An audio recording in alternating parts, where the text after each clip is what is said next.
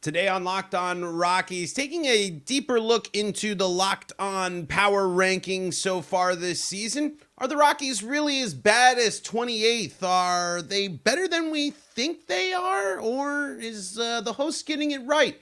Plus, what's changed for some potential playoff teams?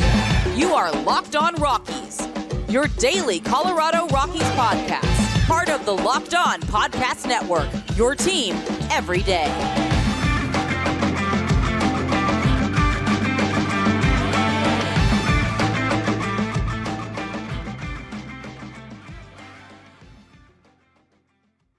Rock on Rockies fans, welcome into the Locked On Rockies podcast for today, the 11th day of August in the year 2023. I'm your host of the Locked On Rockies podcast, Paul Holden, bringing you your daily Colorado Rockies talk right here on the Locked On Podcast Network, where you can find your team every day. If your team is the Colorado Rockies, guess what? You're in the right spot. That's what we do around here, as we talk about Colorado Rockies baseball each and every single day here on the Locked On Podcast Network. Well, weekdays specifically, more often than not. But as I put my little caveat there. Hey, check us out on your favorite streaming service, and thank you for making us your first listen of the day. You can also find us on the Locked On Rockies YouTube channel. You can also find us on SiriusXM and the SiriusXM app.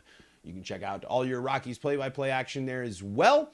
And wanted to talk about the latest Locked On MLB Power Rankings. Some storylines that have changed for some teams, and I saw a question. When will the Rockies make the playoffs next? We'll talk about that here in just a little bit. But let's throw up on the screen here the power rankings. As you see, these are from August 8th. So these were voted on by all of us here on the Locked On Podcast Network.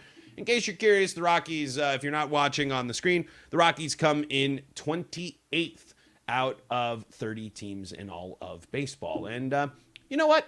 Their record kind of matches that. Their performance this year kind of matches that. Everything kind of matches that. But when I look at things, and when I look at how the season is shaken out, and when I have dove into kind of some of these things, especially as in the second half of the season, especially as the Rockies are kind of a new look team now and sellers, like some of these other teams are, I just sit there, and not that it matters too much. Because at this stage, especially when I'm voting on these kind of ones, they're kind of splitting hairs. The most important ones when you're looking at it are the top five: Braves, Orioles, Rangers, Dodgers, Rays. And if you're curious where I put some of these teams, I put Braves at number 1. I believe I did have Orioles at 2. I might have had the Dodgers up at 2. Rangers at 3. Rays at 4. And I believe I still, Orioles fills out the rest of that. Those are my top 5 teams in baseball. And the biggest thing I think when you're looking at this, and the most interesting thing as you're looking at this, especially in comparison to the NL West, the Giants are the ones cracking the top 10 after the Dodgers. And this is a drastic shift, especially from what people's perceptions of the Giants were and going into this season. And at one point in this season, it looked like Arizona was primed to leave everyone else in the dust as the next second team, as the team that's going to take on the Dodgers.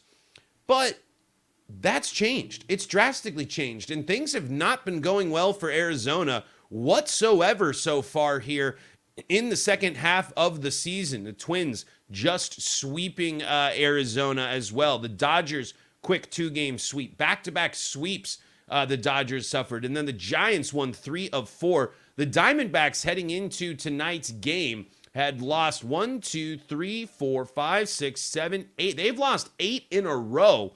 And they're going up against the Padres team that also is looking to turn things around. The clock is ticking here for this team, and it shows that the one thing to kind of look at when you're looking at the Diamondbacks, especially, it's that warning sign, right? It's that the possibilities, the longevity of a season really can mess things up. A strong start to the season is important, but equally as important, honestly, is coming out of the gate strong in the second half of the season, being a team that's able to navigate and work through this, because now the pressure is truly on. And this trickles into another thing, as you notice, and I'll bring the power rankings back up as well. The Padres right there at 19, Diamondbacks at 16, Padres at 19. if you're just going to do a flip-flop of those teams, it's coming up because the Padres are almost out of time. Two teams that I think you when you're looking at Arizona's side, you kind of think that, great success this year was kind of icing on the cake as this team continues to build itself up and open up what should be a good, a window of contention that they believe in. But the pressure is truly on this Padres team that continues to skid and slide. I mean, I never wanted to doubt the Giants to start the year. And look at, they've made their way back up into the top 10. You weren't going to sleep on the Dodgers, even with their struggles. They're a team that's going into the matchup with the Rockies here. Recording a little ahead of time, sorry. So going into to the start of their series against the Rockies on a hot streak and playing their best ball and looking to really distance themselves from the rest of the NL West in this next series and in these divisional series, kind of showed that the NL West wasn't as close as we thought it was this year. I think one of my biggest takeaways from this power rankings is that we thought that the NL West was going to have some strengths, and the team that a lot of the teams that were poised to do great damage, including my prediction for winning the division this year, was San Diego. That's changed. And so in terms of the Rockies, I go back, and so we can't compare it. Those other teams are still better than the Rockies. Outside of the Padres, are getting closer and closer to the Rockies in terms of standings. When you're looking at that, and so far this year, when the Rockies have played San Diego, San Diego has had the Rockies number this year 6-4, which is so. The Rockies still looking to increase their presence in the National League West. But I look at these other teams ahead of the Rockies, and I got to say, I don't think anything they're doing should cement them. I think a lot of the Rockies' perception and a lot of the focus on the Rockies, of course, it's going to come from the Rockies with this new team, and as we discussed in yesterday's episode, playing their better ball of the season. I don't think some of these teams should really be ranked higher than the Rockies in general. As we go back to our power rankings here, the White Sox, Cardinals, Nationals, Tigers, Pirates.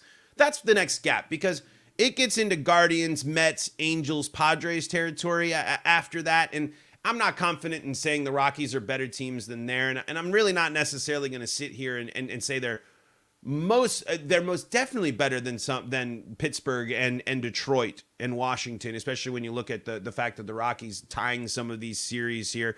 When you look at the season series with the Nationals this year, the Rockies and the Nationals won the series 4-3, even though the Rockies certainly could have swept it away. I don't think these teams are in better spots. I certainly don't think the Chicago White Sox are in a better spot than the Rockies. And the Cardinals, I think, have the possibilities to bounce back. But I think it was really, I think the Cardinals being where they're at and being as bad as they've been this season, including the Rockies being able to go into St. Louis and do something they haven't done since 2009 and win a series there. I think these teams deserve a little bit more scrutiny. And I think these teams deserve to be punished a little bit, because A's, Royals, Rockies have just been the firm bottom of everyone's power rankings all year. And the Rockies' record doesn't do a good job of justifying why they should be any higher than any of these teams. But I think you have to take it into perception. Are the Rockies right now playing better baseball than the White Sox, the Cardinals, the Nationals, the Tigers, and the Pirates? Now, am I splitting hairs? Does it really matter? No, not necessarily. But I'm seeing a Tigers team that's not doing much in the second half so far in terms of impressive wins or strong stretches of ball. I'm looking right now here, going up even further there. It's a Tigers team that I think the last series win that they have had comes from against the Padres here at the beginning of on July 23rd here. Angels sweep the Tigers there. The Marlins take down the Tigers in 2 of 3. The Pirates do a 2-game sweep of the that's a split between the Tigers and the Pirates. Rays handle business. Twins Actually, I'm sorry. The Tigers just won their most recent series. That's their first series win. This one that just came against the Twins, a sweep of the Twins, mind you. So that's a division leader there. That's their first series win since back up there in July 23rd. So I think that there might be an argument to be made that the Rockies are really closer to those teams. Like when I look at the power rankings and when I see where they're at in certain levels and certain things, I kind of compare them to I think the Rockies are more in that Pirates Tigers level than I think of them in the lower depths, the A's, the Royals. I think, and I firmly believe the White Sox are the worst, are below the Rockies, certainly. It doesn't, and I think the Rockies are better than the Nationals, even though that they had situations where the Nationals, or we looked at the season series. I just think that there are better signs for the Rockies than some of these teams than we saw in the power rankings here and the latest power rankings from Locked On. So my 2 cents on the latest power rankings. Let's take a look, continue here to look at some more of the rankings and see some more of the storylines for some of the teams and kind of highlight how I think the Rockies once again would benefit. But and take a look at some of these records of teams that we've talked about here as well. Let's do that here coming up in segment number 2. Before we do that, though, got to tell you about our friends at Sleeper. And hey, I know you like daily fantasy, and I know that you think your favorite player is going to hit a home run, or you got a lead. You're feeling confident about the Rockies in LA. You're feeling confident about the Dodgers against LA. Maybe you feel confident about a pitcher. Well, go on to Sleeper and you can swing for the fences with up to 100 times payout. All you got to do is choose 2 or more players you like and select more or less on their stat categories like home runs, strikeouts, hits, and more. If you can see on the screen here, I got an example of a full game slip here. You can take Shohei Ohtani for over on home runs. You could take Ellie De La Cruz stolen bases, so much more. You can see it all for yourself there and all the great options available to you on Sleeper. And remember, right now, when you head to sleeper.com and use the promo code LOCKEDON, they're going to do a nice bonus match for you. You're going to get a $100 match on your first deposit. That's when you use promo code LOCKEDON at sleeper.com. And so head to the website, get that promo code LOCKEDON, and you'll get that $100 match on your deposit. Terms and conditions do apply. See Sleeper's terms of use for details. Currently operational in over 30 states. Check out Sleeper today. This is the Locked On Rockies podcast, free and streaming on your favorite streaming service, bringing you your daily Colorado Rockies talk right here on the Locked On Podcast Network, here on your favorite streaming service and your favorite Sirius XM and the Sirius XM app. Check us out there. Check out all your Rockies action as well on Sirius XM and the Sirius XM app. We were talking power rankings and kind of comparing the Rockies. And I think a lot of people are going to be sitting there saying, Paul, how on earth are you going to say that this 45-69 of time of recording could be lower than that Rockies team is on par with 50-65 Nationals team, a 52-63 Detroit Tigers team, a 52-63 Pirates team? Well, it's simple because we've seen the Rockies play these teams. And we've seen the way these teams have gone through the season. They have been close losses for the Rockies. They've been close games more often than not for the Rockies. And nothing that these teams are doing with their seasons are making me think that what they're doing sets themselves up for a better position than the Rockies. And I think this version of the Rockies has the potential to surprise teams like that. The Rockies in the second half aren't going to get a chance to go up against bad teams as much as they're going to get a chance to go up against good teams, teams that are ranking higher in the power rankings. Rockies still have the hardest strength of schedule remaining than any team. I'm mostly sitting there, and the Nationals, I think it's a different story as they continue to navigate. They've won a championship. They can continue to rebuild, but the process for the Tigers has taken a long time and continues to take a long time in divisions that aren't really that good. I say that as well for the Pirates, and I say this as a criticism on San Diego and Arizona as well. Arizona at 57 wins and San Diego at 55. These teams aren't really setting themselves too far apart from the team like the Rockies. And when I'm navigating and looking at some of the strengths and weaknesses of the Rockies, the run differential is terrible. They're one of the worst in baseball. But it seems like things are at least slowly improving, whereas in the case of Pittsburgh, things have been kind of slowly falling apart, maybe rebuilding, then falling apart again throughout this season. That's a Pittsburgh team that people were calling for big things as they started the season. Same with Arizona and San Diego. Detroit, I think, is someone that it's kind of it's hot and cold, and they continue to build things up, and it'll be an interesting stretch, I think, for them soon. But what have the Tigers done this year against in a crummy division that sits there and makes you think that they're a dominant team? I mean, this is a Tigers team that plays the White Sox and Royals a lot, and they're 52-63. And the rest of their division ain't good either.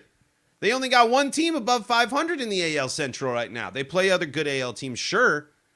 But why am I sitting here and supposed to buy super high on all these teams in the AL Central, the NL Central, as being in much better spots and much better positions than the Rockies?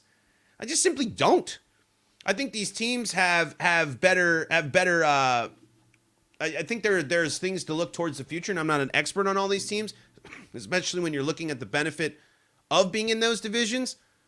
But the Twins have never been able to get into a dominant state, and the Guardians haven't been able to stay consistent with their solid play, and the Royals have still been in purgatory forever. And again, I want to reiterate, I do not think the White Sox are better than the Rockies. I think the White Sox are quickly approaching and quickly encroaching on the territory of being one of the worst teams run in baseball, up there with the Rockies for a bit. The Rockies in their last 10 are 5-5. The Diamondbacks are 1-9. Other teams that are close on that power rankings, the Cardinals, they're 50-65 this year, and they got a 4-6 record. The Pirates are at 5-5 of in their last time. In, again, a division that is mostly crappy, but not nearly as crappy as the AL Central. I think the main focus for me when I look at these power rankings is I don't have a lot of confidence in all these teams ranked higher than the Rockies in the AL Central. I don't necessarily sit there and think when I think power rankings, when I think head to head, like I'll take the Rockies' chances against those teams, even with the strengths and the winning records and the better records of those teams. So, but at the same time, we've watched the Rockies this year, right? I mean, this team is beat up in starting pitching and can't get that, and hasn't been able to get that. It's a team that is not scoring a lot of runs. It's a team that's not very offensively opposing. But I do want to know. I'm just curious when these other team. And I didn't get a ton of insight from all the hosts and things like that. But I do want to know what the perception of the Rockies is on these teams that are kind of in that, again, 50-win range, bottom of the power ranking range. What do they see in their teams makes them more confident than the Rockies? Because some of these teams, it's been a long time of not a lot going on. It's a part of a plan. It's this, it's that, it's an XYZ. What makes the Rockies consistently the bottom three team in the minds of these hosts? The record, of course, the performance, what they've seen. It's plenty valid to be there, but these guys look way deep into baseball. And I think when you look deeper than just record, there's an argument to be made that the Rockies are still in that pack, the bottom of the pack, but not the bottom of the pack. Because there's just teams that we've seen that I'm not overly impressed with that are ranked higher than the Rockies. That's just my 2 cents. That's my thoughts. Well, Paul, if you have so much faith and confidence in this Rockies team, why aren't they better and why aren't they going to the playoffs? When will they go to the playoffs again? Let's talk about that coming up in segment number 3. This is the Locked On Rockies podcast. We're free and streaming on your favorite streaming service, bringing you your daily Colorado Rockies talk right here on the Locked On Podcast Network and the Locked On Rockies YouTube channel, where y'all are dropping your Rockies hot takes. Y'all are being part of the show by subscribing and helping out. Thank you so much for making us your first listen of the day. One of our philosophy-style episodes today, not as much of our game breakdown analysis today. So let me know. What are your thoughts? The thumbnail will be the power rankings here on the video. Let me know what you think of the latest power rankings. I think the top half of the power rankings of the MLB pods here on Locked On got it pretty right. I think it's pretty easy to see. I think that is a pretty firm top 10 in there, as the Brewers might and the Cubs might have something to say about trying to get into the top 10. For those that aren't able to see, we'll go through the top 10 here for you. Number 1, Atlanta Braves. Number 2, Baltimore Orioles. Number 3, Texas Rangers. Number 4, LA Dodgers. Number 5, Tampa Bay Rays. Number 6, Houston Astros. Number 7, Toronto Blue Jays. Number 8, Philly Phillies. And number 9, the San Francisco Giants. And number 10, the Seattle Mariners. Mariners hanging around playing good ball of late as well.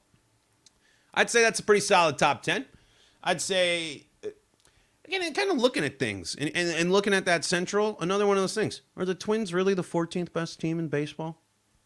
Are we buying the Twins? Are we buying them? I ain't buying nothing in any Central. Outside of a hot Cubs team maybe going into the playoffs late. Anyway, that's just a couple of power ranking hops takes there. It's Friday. A little sports radio talk there. And let's finish things off for the week with a classic question as we for teams like the Rockies. When can we expect them to go in the playoffs? It's not an easy question. It's still up in the air, and I think next year the Rockies are still going to be 60-ish wins. I said they were a 70-win team if things really went well this year. So, do I want to be more confident? Am I going to be more confident in this team, seeing how things are panning out this year? Honestly, I'll probably be a little bit more hesitant going into next year, depending on the performance in return from injury and contract situation of German Marquez and how the Rockies address starting pitching. When asked the question, when will the Rockies go back to the World Series, or not World Series? That's even gonna be. I'm just going playoffs. World Series, who knows? I think it's safe to say the Rockies are still at least 2 years out. I think 24. It's that, hey, this team. I think we can see improvement. I think we can see steps forward. I think we can see a better Rockies team in 24 than we did see in 23. But it's still gonna be figuring things out. A lot of young guys, with going with all these young guys, I think you have to expect a sophomore slump from a good chunk of these guys and coming in for performance. And with the Rockies turning to mostly young guys next year and throughout this year, that's going to raise some eyebrows. I think this is a team you'll see in 24 that there's a foundation. And then where do they go from there? That's the big question. How do they get what do they build off of? Are they able to get performance from their starters? Are the starters that they've kept around still efficient? Is the bullpen able to be a strength again? So I think this is a Rockies team that can make a little noise, go on a couple of good runs in 24, but 25 should be when things really start falling in place. If the plan continues to go as is. Your young core should be experienced and able to handle the major league level. It should be a team that is full of great defenders, at least on the corners and at second base, depending on the future of Brendan Rodgers, and how Montero's defense continues to develop. But Tolia can be playing there at first. I do think Ryan McMahon is part of this. I don't know if Ryan, because it's interesting. Another trade deadline and everything's passed. We didn't hear a lot about what's Ryan McMahon offers, Ryan McMahon thoughts, Ryan McMahon anything really, because I think the Rockies are really going to do what they can to keep building with him. See if Chris Bryant's health is there. So when 2025 rolls around, you're going to be able to get a much more clear vision and outlook on who these young guys and who these Rockies are. Because is this 2023 team still going to be the same in 2025? You kind of hope so, right? In a lot of pieces, in a lot of ways. There's obviously going to be some changes and some other guys coming in and some other guys leaving, some of the veterans and things like catcher changing and, of course, bullpen changes and starting pitching potential changes there as things go along. I think the Rockies' most realistic chance at the playoffs begins in 2025. I think next year will be progress, but not enough to keep up with with a tough division and things of that nature. But we're going to see a better Rockies team. We're going to see a better, more, and we're going to see a team that has more confidence, I think, in themselves. And the best sign, the biggest hope we can see for this team getting themselves back into playoff position next year is the run differential not being so atrocious. The run differential not being minus 128 or whatever it is right now. Those are the signs we need to see. We need to see depth and solid starting pitching return to the Rockies. We need to see offense return to the Rockies. And we need to see these young guys navigate and handle going through a couple of seasons of Major League Ball before I think we can start getting fully confident in the Rockies returning to the playoffs. So realistically, 25 at the earliest, 26 could also be a factor. Don't think we're going to see much, a huge jump in 24. We're just going to see hopefully steps forward and returns to health for some important key factors for the Rockies. Folks, that's going to do it for today's episode of Locked On Rockies. Thank you so much for joining us. I know recording a little ahead of time, so not giving you your analysis of the Dodgers game there that happened on Thursday night, but that's all right. I'll be breaking down the series for you here next week as the Rockies are playing the Dodgers throughout the weekend in a 4-game set in L.A. Remember, be part of the show. Drop your comments on the Locked On Rockies YouTube channel. Subscribe there so you know when the latest episode is posted, or you can find us on your favorite streaming service or SiriusXM in the SiriusXM app. Check out the Locked On Broncos, Locked On Avalanche, Locked On Nuggets, and Locked On Buffs podcast for more Colorado sports coverage here on the Locked On Podcast Network. Until next time, I'm Paul Holden saying so long from the Locked On Rockies podcast.